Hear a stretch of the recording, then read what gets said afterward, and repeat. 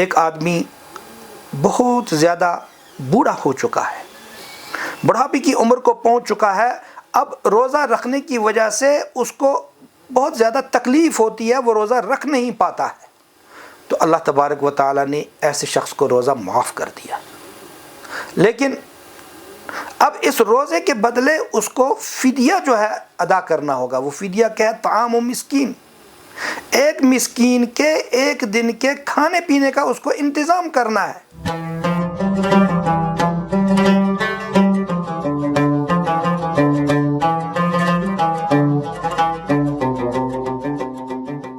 Kashmir life میں آپ کا خیر مقدم ہے۔ خیبر آج کی ملاقات رمضان اسپیشل کی ہمیشہ سے یہی کوشش رہی ہے کہ رمضان کے ہر پہلو پہ، ہر فیسٹ پہ ہم بات کریں، جیسا کہ آپ نے پچھلے کچھ شماروں میں دیکھا ہی ہوگا۔ آج کے شمارے میں ہم نے دعوت دی ہے مفتی شفیق الرحمان قاسمی صاحب کو، اور آج ہم ان سے بات کریں گے رمضان کے ایک بہت ہی امپورٹنٹ، ایک بہت ہی اہم فیسٹ پہ، ایک بہت ہی اہم ایسپیکٹ پہ۔ وہ یہ ہے کہ روزہ کن صورتوں میں نہیں آتا یا کن صورتوں میں ٹوٹ جاتا ہے، اور اگر ٹوٹ جاتا ہے یا چھوٹ جاتا ہے تو کیسے ہم اس کو کمپنسیٹ کر سکتے ہیں۔ مفتی صاحب آپ کا خیر مقدم ہے۔ شکریہ۔ مفتی صاحب، جیسا کہ میں نے کہا کہ ہم رمضان میں ہیں، اور رمضان میں اکثر لوگوں کی یہ کنسرنس ہوتے ہیں، ان کے یہ ایک کنفیوژنس ہوتی ہیں کہ کن کن حالات میں جو ہیں ان کا روزہ مکروہ ہو سکتا ہے یا کن حالات میں ان کا روزہ ٹوٹ سکتا ہے۔ آپ پلیز اس پہ تھوڑی روشنی ڈالیں۔ الحمدللہ رب العالمین والعاقبۃ للمتقین والصلاة والسلام علی رسولہ محمد وعلی آلہ وصحبہ اجمعین، اما بعد فاعوذ باللہ من الشیطان الرجیم، بسم اللہ الرحمن الرحیم۔ یا ایہا الذین آمنوا کتب علیکم الصیام کما کتب علی الذین من قبلکم لعلکم تتقون ایاما معدودات فمن کان منکم مریضا او علی سفر فعدۃ من ایام اخر وعلی الذین یطیقونہ فدیۃ طعام مسکین فمن تطوع خیرا فهو خیر له وان تصوموا خیر لکم ان کنتم تعلمون۔ شهر رمضان الذي أنزل فيه القرآن هدى للناس وبينات من الهدى والفرقان فمن شهد منكم الشهر فليصمه ومن كان مريضا أو على سفر فعدة من أيام أخر يريد الله بكم اليسر ولا يريد بكم العسر ولتكملوا العدة ولتكبروا الله على ما هداكم ولعلكم تشكرون۔ صدق الله العلي العظيم۔ روزے کو عربی زبان میں صوم کہتے ہیں۔ صوم کے معنی آتے ہیں رکنا۔ کشمیر ایک نام، ایک احساس، جس کی پہچان دکھتی ہے پشمینہ کے دھاگوں کی باریکی میں، مہمان نوازی کے ذائقے میں، موسیقی کی کشش میں، اور ہر گھر کی ہر دیوار میں، جو بنے ہیں خیبر سیمنٹ سے اور کشمیر کے ہر ذرے کی طرح دل سے۔ خیبر سیمنٹ، دل سے بنا۔ اور روزے کی حالت میں انسان کو طلوع صبح صادق سے لے کر غروب آفتاب تک کھانے پینے اور نفسانی خواہش کو پورا کرنے سے روزے کی نیت کے ساتھ اپنے آپ کو روکنا ہوتا ہے، اسی وجہ سے اس کو صوم کہا جاتا ہے۔ روزہ ارکان اسلام میں سے، یعنی اسلام کے ستونوں میں سے ایک اہم رکن اور ایک اہم ستون ہے۔ جن 5 ستونوں پر اسلام کی بنیاد رکھی گئی ہے، ان 5 ستونوں میں سے صوم یعنی روزہ بھی ہے۔ اور روزہ ایک ایسی عبادت ہے جس کی فرضیت کا اعلان قرآن پاک میں کیا گیا ہے۔ چنانچہ اللہ تبارک و تعالی فرماتے ہیں، یا ایھا الذین آمنوا کتب علیکم الصیام کما کتب علی الذین من قبلکم لعلکم تتقون، کہ اے ایمان والو، تم پر روزے کی فرضیت لکھ دی گئی ہے، جیسے کہ یہ روزہ فرض کیا گیا تھا ان قوموں پر، ان امتوں پر جو تم سے پہلے گزر چکی ہیں، اور اس روزے کو تم پر فرض کرنے کا مدعا اور مقصد یہ ہے لعلکم تتقون، تاکہ تم متقی اور پرہیزگار بن جاؤ، یعنی تمہارے اندر اللہ تبارک و تعالیٰ کی اطاعت اور فرما برداری کرنے کی پوری صلاحیت پیدا ہو جائے، اور گناہوں سے اور اللہ تبارک و تعالیٰ کی نافرمانی کرنے سے بچنے کا ملکہ اور بچنے کی طاقت تمہارے اندر پیدا ہو جائے۔ روزے کو فرض کرنے کا مدعا اور مقصد یہی ہے۔ اگر ہم روزے کے مدعا اور مقصد پر غور کرتے ہیں تو یہ بات روز روشن کی طرح عیاں ہو جاتی ہے کہ اصل چیز جو ہے وہ گناہ سے بچنا۔ روزہ اسی لیے فرض کیا گیا تاکہ انسان گناہ سے بچنے والا بن جائے۔ روزے کا فلسفہ کیا ہے؟ حلال چیز کو ہم کھا سکتے ہیں، حلال چیز کو ہم پی سکتے ہیں، اور حلال طور پر نفسانی خواہش پوری کر سکتے ہیں۔ اس کو شریعت نے ہمارے لیے جائز قرار دیا، لیکن اللہ تبارک و تعالیٰ نے ایک مخصوص وقت کے لیے ہمیں حکم دیا کہ رمضان کے دنوں کے اندر صبح صادق سے لے کر غروب آفتاب تک اے میرے بندو، حلال کھانے سے، حلال پینے سے اور حلال طور پر نفسانی خواہش کو پورا کرنے سے بھی اپنے آپ کو روک لو، اور اللہ کے فرما بردار بندے اللہ تبارک و تعالیٰ کے حکم کو بجا لاتے ہوئے روزہ رکھتے ہیں اور اپنے آپ کو حلال کھانے، حلال پینے اور حلال طور پر، جائز طور پر نفسانی خواہش کو پورا کرنے سے اپنے آپ کو روکتے ہیں۔ اور اس سے دراصل یہ درس دینا مقصود ہوتا ہے، یہ سبق سکھانا مقصود ہوتا ہے کہ اے میرے بندو، جب تم نے میرے حکم کی وجہ سے، میرے کہنے کی وجہ سے جائز کاموں کو چھوڑ دیا، جائز کاموں کو ایک مخصوص وقت کے لیے اپنے اوپر حرام کر دیا، تو اے میرے بندو، میں نے ہمیشہ کے لیے جن چیزوں کو تمہارے لیے حرام قرار دیا ہے، جن کاموں کو تمہارے لیے ناجائز قرار دیا ہے، تو اب چاہے رمضان ہو چاہے غیر رمضان ہو، تمہارے ایمان کا، تمہارے عبد ہونے کا، تمہارے بندہ ہونے کا تقاضا یہ ہے کہ تم ہمیشہ اللہ تبارک و تعالیٰ کی حرام کی ہوئی چیزوں سے اپنے آپ کو بچاؤ اور اس کی حلال کی ہوئی چیزوں کو ہی صرف اختیار کرو۔ اللہ تبارک و تعالیٰ بندوں پر ان کی وسعت اور طاقت کے مطابق ہی بوجھ ڈالتا ہے۔ کچھ صورتیں ایسی ہیں کہ جن میں روزہ نہ رکھنے کی بھی اجازت دی گئی ہے۔ مثلا ایک آدمی بہت زیادہ بوڑھا ہو چکا ہے، بڑھاپے کی عمر کو پہنچ چکا ہے، اب روزہ رکھنے کی وجہ سے اس کو بہت زیادہ تکلیف ہوتی ہے، وہ روزہ رکھ نہیں پاتا ہے، تو اللہ تبارک و تعالیٰ نے ایسے شخص کو روزہ معاف کر دیا۔ لیکن اب اس روزے کے بدلے اس کو فدیہ جو ہے ادا کرنا ہوگا۔ وہ فدیہ کیا ہے؟ طعام و مسکین، ایک مسکین کے ایک دن کے کھانے پینے کا اس کو انتظام کرنا ہے، اور علماء کرام نے اس کا اندازہ صدقہ فطر کے ساتھ جو ہے لگایا ہے، یعنی ایک روزے کے فدیے کے طور پر آپ کو اتنا ہی دینا ہوگا جتنا کہ ایک شخص کا صدقہ فطر جو ہے مقرر ہوگا۔ تو فدیہ صرف شیخ فانی یعنی ایسے بوڑھے مرد یا ایسی بوڑھی عورت کے لیے رکھا گیا ہے کہ جو انتہائی بڑھاپے کی عمر کو پہنچ چکے ہوں اور اب جو ہے وہ روزہ نہ رکھ سکتے۔ اس کے علاوہ ایک آدمی جو ہے وہ بہت زیادہ بیمار ہے اور اب روزہ رکھنے کی وجہ سے اس کو بہت زیادہ تکلیف ہوتی ہے یا تکلیف کے بڑھ جانے کا اندیشہ ہے، یا ایک آدمی جو ہے وہ سفر شرعی پر گیا ہوا ہے، یعنی اپنے گھر سے جو ہے وہ 78 کلومیٹر، تقریباً 48 میل، جو کلومیٹر کے حساب سے تقریباً 78 کلومیٹر یا 86 کلومیٹر، مختلف علماء نے جو ہے بعض نے 78 کلومیٹر کا، بعض نے 86 کلومیٹر کا، اگر وہ اتنی دوری کے سفر پر اپنے گھر سے روانہ ہو جاتا ہے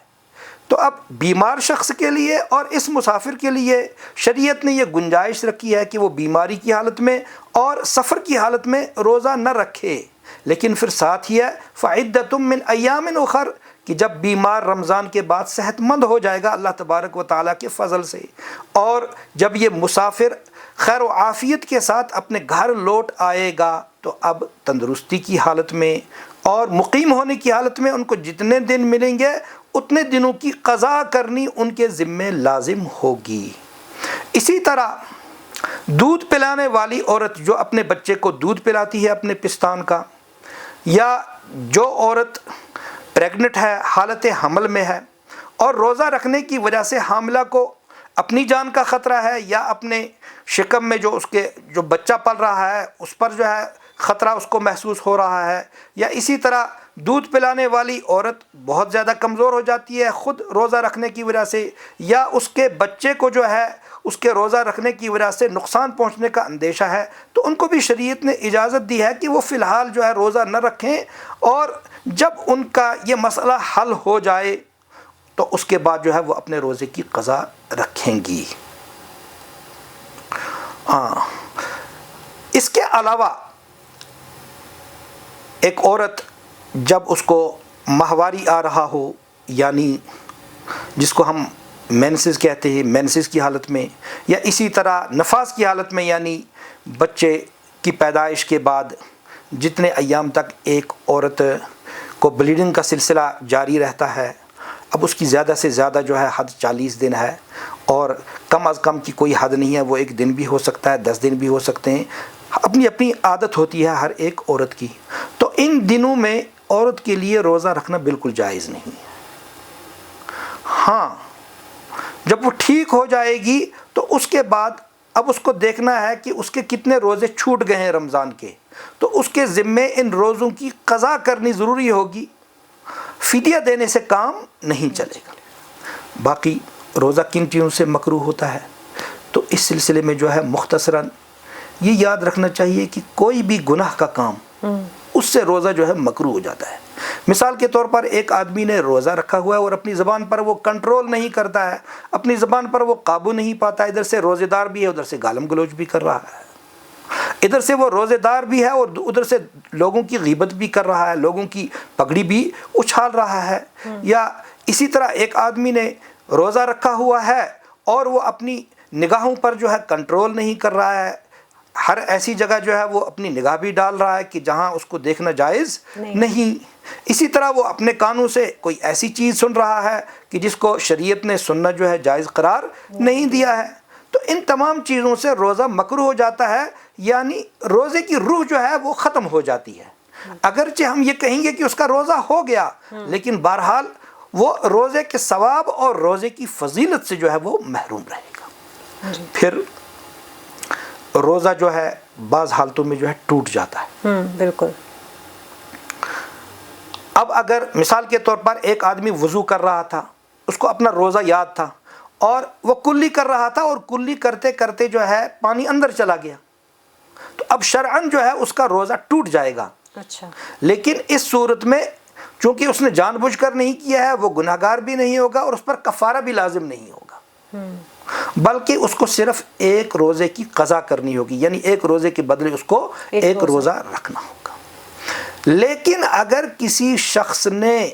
روزہ رکھا، پھر اس کو اپنا روزہ یاد ہے، اور پھر روزے کی حالت میں وہ کوئی ایسی چیز کھا لیتا ہے کہ جو چیز دوا کے طور پر استعمال کی جاتی ہے یا غذا کے طور پر استعمال کی جاتی ہے، اور مقصد اس کا صرف یہ ہے کہ میں اپنا روزہ توڑ دوں، تو اس کو شریعت نے بہت بڑا جرم قرار دیا۔ اور اس جرم کی سزا جو ہے اب یہ ہے کہ ایک تو وہ ایک دن اس کے بدلے قضا رکھے گا، اور قضا کے علاوہ اس پر کفارہ لازم ہوگا، یعنی اب جرمانہ بھی ہے اس پر، اور وہ جرمانہ جو ہے 3 طرح کا ہے۔ یا تو اس کو لگاتار 2 ماہ کے روزے رکھنے ہیں، بیچ میں 1 دن بھی نہیں چھوٹنا چاہیے۔ اگر ان 2 مہینوں میں بیچ میں 1 دن چھوٹ گیا تو اب اس کو نئے سرے سے پھر دوبارہ 2 مہینے کے جو ہے روزے رکھنے ہیں نئے سرے سے۔ یا پہلے زمانے میں غلام ہوتے تھے تو ایک غلام کو جو ہے آزاد کرنا ہوتا تھا، یا 60 مسکینوں کے کھانے کا انتظام کرنا، اور اس کو میں مختصراً یوں کہوں گا آسانی کے لیے کہ ایک روزے کے بدلے اس کو 60 آدمیوں کا صدقہ فطر جو ہے ادا کرنا پڑے گا۔ تو اب جس آدمی نے جان بوجھ کر روزہ توڑا، چاہے اس نے اپنی نفسانی خواہش اس میں پوری کی یا اس نے جو ہے کچھ کھا لیا یا کچھ پی لیا، تو اب اس کے ذمہ قضا بھی ہوگی اور کفارہ بھی ہوگا۔ ہاں بعض صورتیں ایسی ہیں کہ ان میں جو ہے روزہ ٹوٹ تو جاتا ہے، لیکن روزے کی جو ہے صرف قضا لازم آتی ہے، کفارہ لازم نہیں آتا ہے۔ مثال کے طور پر ایک آدمی نے روزے کی حالت میں کوئی ایسی چیز کھا لی جو نہ غذا کے طور پر استعمال ہوتی ہے نہ دوا کے طور پر استعمال ہوتی ہے۔ مثلا اگر کسی نے جو ہے مٹی کھا لی، اب اس سے روزہ تو اس کا ٹوٹ جائے گا، لیکن اس کے ذمہ کفارہ لازم نہیں آئے گا، بلکہ اب اس کو ایک روزے کے بدلے جو ہے ایک ہی روزہ رکھنا ہوگا، ایک روزے کی جو ہے اس کو قضا کرنی ہوگی۔ تو یہ جو ہے اسی طرح جو ہے مطلب اور بھی بہت ساری صورتیں ہیں۔ ایک تو میں نے وہ بولا کہ یہ روزہ اس کو یاد تھا اور غلطی سے جو ہے پانی اندر چلا گیا تو اس سے روزہ ٹوٹ جائے گا، لیکن اس کو جو ہے صرف اس کی جو ہے قضا کرنی ہوگی، کفارہ جو ہے لازم نہیں ہوگا۔ ایک اور مسئلہ ہے کہ بعض لوگ روزے کی حالت میں بھول کر جو ہے کچھ کھا پی لیتے ہیں، تو یاد رکھنا چاہیے کہ بھول کر اگر کھایا، اس کو یاد ہی نہیں ہے کہ میرا روزہ ہے، تو جیسے ہی اس کو یاد آیا وہ کھانے پینے سے رک گیا، تو اس کا روزہ نہیں ٹوٹے گا، کیونکہ اللہ کے رسول صلی اللہ علیہ وسلم نے ارشاد فرمایا کہ من نسی وہو صائم فاکل او شرب فلیتم صومہ او کما قال علیہ الصلوۃ والسلام، کہ جس شخص کو بھول ہو گئی، اس کو یہ یاد نہیں رہا کہ میں روزے دار ہوں، اور پھر اس نے بھول کی اس حالت میں کچھ کھا پی لیا، تو اللہ کے رسول صلی اللہ علیہ وسلم نے فرمایا کہ اسے چاہیے کہ وہ اپنا روزہ پورا کرے، اس کا روزہ ٹوٹا نہیں۔ تو یہاں اب نہ اس پر قضا لازم آئی اور نہ اس پر جو ہے کفارہ لازم آیا۔ اسی طرح بعض لوگ جو ہے روزے کی حالت میں جو ہے اگر بتی جو ہے جلا دیتے ہیں، تو یاد رکھنا چاہیے کہ اگر بتی کی بو اور اس کا دھواں اگر روزے کی حالت میں اندر چلا گیا تو اس سے روزہ ٹوٹ جائے گا۔ لیکن نارملی جو دھواں ہے، مثلا آگ کہیں پر جل رہی ہے، آگ کا دھواں اس کے اندر چلا گیا، لیکن جان بوجھ کر یہ اندر نہیں لے گیا اس کو، تو اس سے جو ہے اس کا روزہ ٹوٹے گا نہیں۔ لیکن اگر وہ جان بوجھ کر اندر لے گیا ہے تو اس سے اس کا روزہ مکروہ ہو جائے گا، مکروہ ہو جائے گا، ٹوٹے گا تو نہیں لیکن مکروہ ہو جائے گا۔ اسی طرح بعض دور دراز گاؤں کے اندر کچھ لوگ تمباکو استعمال کرتے ہیں، یعنی وہ نسوار استعمال کرتے ہیں یا تمباکو جو ہے استعمال کرتے ہیں، یا اسی طرح اور کچھ چیزیں جو ہے جو وہ اپنے منہ کے اندر نشے کے طور پر رکھتے ہیں، تو ان سے بھی روزہ ٹوٹ جاتا ہے، ان سے بھی جو ہے ہر حال میں جو ہے احتیاط کرنی چاہیے۔ تو بہرحال روزہ جو ہے اس میں انتہائی احتیاط کی ضرورت ہے۔ مفتی صاحب آپ نے ذکر کیا فدیہ کا، آپ نے کہا کہ اگر کوئی بزرگ شخص ہے وہ روزہ نہیں رکھ سکتا تو اس کو فدیہ دینا لازمی ہے۔ جی جی جی۔ اور کیا اور ایسے کون سے شخص ہیں جو فدیہ دے سکتے ہیں؟ فدیہ صرف جو ہے اس شخص کے لیے ہے کہ جس کے اب تندرست ہونے کی کوئی بھی گنجائش نہ باقی رہی ہو۔ اچھا، مثلا ایسا بیمار کہ اب اس کے تندرست ہونے کی کوئی بھی گنجائش نہیں ہے، اور پھر بیماری ہی کی حالت میں جو ہے وہ فوت بھی ہو جاتا ہے، تو چونکہ اس کو وقت ملا ہی نہیں روزہ رکھنے کا، تو اب جو ہے اس کے ذمہ بھی جو ہے ہم یہی کہہ سکتے ہیں زیادہ سے زیادہ جو ہے فدیہ ہوگا، جو اتنا بیمار ہو کہ اب اس کے صحت مند ہونے کی کوئی امید نہ ہو، تو اس کے ذمہ جو ہے فدیہ ہوگا، اس کے ذمہ جو ہے کفارہ نہیں ہوگا۔ اس کے علاوہ جیسے مفتی صاحب ایسے ہوتا ہے کبھی کسی کی ناک سے خون آ گیا یا دانت سے خون آ گیا، تو اس حالت میں روزے کا کیا ہو جائے؟ ہاں ایک چیز یاد رکھنی چاہیے کہ اگر ناک سے خون آ گیا لیکن وہ اندر نہیں گیا، یعنی حلق سے جو ہے وہ نیچے نہیں گیا، تو اس سے روزہ نہیں ٹوٹے گا۔ اسی طرح اگر منہ میں کہیں زخم لگ گیا، خون نکلا، لیکن وہ خون جو ہے اس نے تھوک کے رنگ کو تبدیل نہیں کیا اور وہ خون اندر نہیں گیا، تو اس سے روزہ نہیں ٹوٹے گا۔ جہاں تک قے کا تعلق ہے، روزے کی حالت میں اگر قے ہو جائے، اگر قے خود بخود آئی ہے، اس نے لائی نہیں ہے، چاہے وہ جان بوجھ کے اس نے قے نہیں کی ہے، چاہے وہ کم ہو چاہے زیادہ ہو، اس سے روزہ نہیں ٹوٹے گا، اس سے روزہ نہیں ٹوٹے گا۔ لیکن اگر اس کو قے آئی، خود بخود آ گئی، لیکن پھر اس نے جو ہے اس قے کو خود ہی واپس لیا اندر، باہر ڈالنے کے بجائے یہ واپس لے گیا اندر، تو اس سے روزہ ٹوٹ جائے گا۔ یا اسی طرح اگر اس نے جان بوجھ کر قے کی اور وہ قے جو ہے منہ بھر کر ہو، اور منہ بھر کر قے اتنی قے کو کہتے ہیں کہ اس پر جو ہے وہ اپنے منہ کو روک نہ پائے. اچھا.